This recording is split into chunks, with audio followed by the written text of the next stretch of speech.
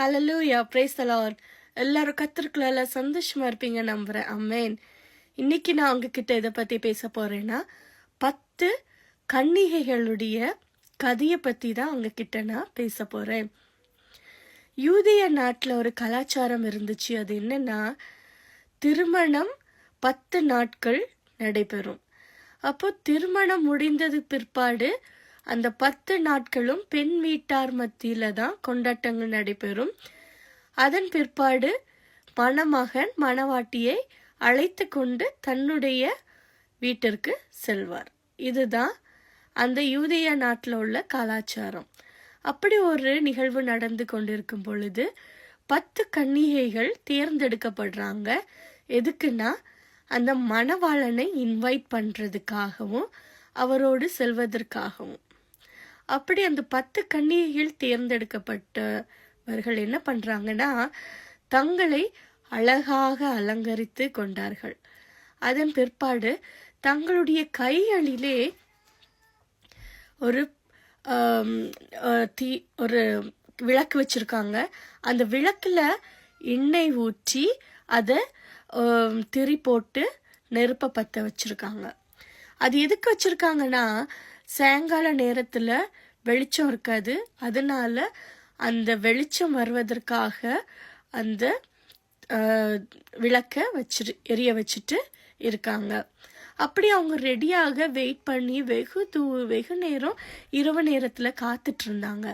ஆனால் அந்த ரொம்ப நேரம் ஆனதுனால அந்த கன்னிகைகளுக்கு பசி உண்டாயிற்று, டயர்டாயிட்டாங்க. அதனால என்ன பண்ணிட்டாங்க, உறங்கி விட்டார்கள். திடீர்னு ஒரு சத்தம் கேட்குது.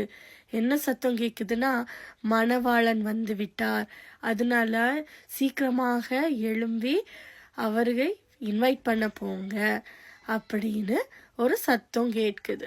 கேட்ட உடனே அந்த 10 மணவாட்டிகள் என்ன பண்ணுறாங்க, கடன்னு எந்திரிச்சு தங்கள் கையில் இருக்கக்கூடிய விளக்கில் பார்க்குறாங்க. விளக்கில் எண்ணெய் வந்து கம்மியான உடனே என்ன பண்ணுறதுன்னு சொல்லிட்டு அந்த 5 கன்னிகைகள் என்ன பண்ணுறாங்க, அவங்கள்ட்ட எக்ஸ்ட்ராவாட்டு எண்ணெய் வச்சுருந்தாங்க கடையிலேருந்து வாங்கி. ஸோ அதை விட்டு நெருப்பை நல்லா பிரைட்டாட்டு எரிய வைத்து விட்டு என்ன பண்ணுறாங்க, மணவாளனை நோக்கி செல்வதற்கு ஆயத்தமாகறாங்க. மீதி இருக்கக்கூடிய அந்த 5 கன்னிகைகள்கிட்ட எண்ணெய் இல்லை எக்ஸ்ட்ராவாட்டு. அதனால அவங்க என்ன பண்ணுறாங்க, இந்த 5 கன்னிகைகள்கிட்ட எண்ணெய் இருக்கக்கூடிய கன்னிகைகள்கிட்ட கேட்குறாங்க, எங்களுக்கு கொஞ்சம் உங்கள்கிட்ட இருக்கக்கூடிய எண்ணெய் தரீங்களா அப்படின்னு சொல்லிட்டு. அதனால அவங்க சொல்கிறாங்க, இல்லை நாங்கள் தர முடியாது, தந்தோன்னா நம்ம யாருக்குமே பத்தாது, அதனால நீங்கள் கடையில் போய் வாங்கிக்கோங்க அப்படின்னு சொல்கிறாங்க. அவங்கள என்ன பண்ணுறாங்க, இந்த 5 கன்னிகைகளும் கடைக்கு போகிறாங்க. அப்போ இந்த 5 புத்திசாலி கன்னிகைகள் என்ன பண்ணுறாங்க, அந்த விளக்கு எடுத்துட்டு மணவாளை நோக்கி போய் இன்வைட் பண்ணிட்டு அவங்க என்ன பண்ணுறாங்க, சேர்ந்து அந்த உபசரிப்பு ரூமுக்கு போகிறாங்க. போய் அங்கே போன உடனே என்ன பண்ணுது, கதவு அடைக்கப்பட்டுருது. அந்த நேரத்தில் அந்த முட்டாள் கன்னிகைகள் வராங்க. வந்து பார்த்தா கதவு அடைக்கப்பட்டுடுச்சு. அவங்களால உள்ள போக முடியல. பாருங்க, இந்த 10 கன்னிகைகளுமே மணவாளனோடு பந்தியில் அமர்வதற்கு தேர்ந்தெடுக்கப்பட்டவர்கள். ஆனால் அவங்க முட்டாளாக இருந்தனால அந்த ஸ்லாக்கியத்தை இழந்து போகிறாங்க. அந்த 5 கன்னிகைகள் புத்திசாலியாக இருந்தனால அவங்க என்ன பண்ணுறாங்க, மணவாளனோடு எடுத்துக்கொள்ளப்படுறாங்க. இதில் மணவாளன் அப்படின்னு சொல்லப்படுறது யாருன்னா, நம்மளுடைய ஏசப்பா தாங்க. நம்மளுடைய ஏசப்பா என்னைக்கு வேணாலும் எப்போ வேணாலும் வருவாங்க. ஏன் இந்த நிமிஷத்தில் கூட நான் அவங்க கூட பேசிகிட்டு இருக்கேன், அந்த நேரத்தில் கூட ஏசப்பா வரலாம், எப்போ வேணாலும் வரலாங்க.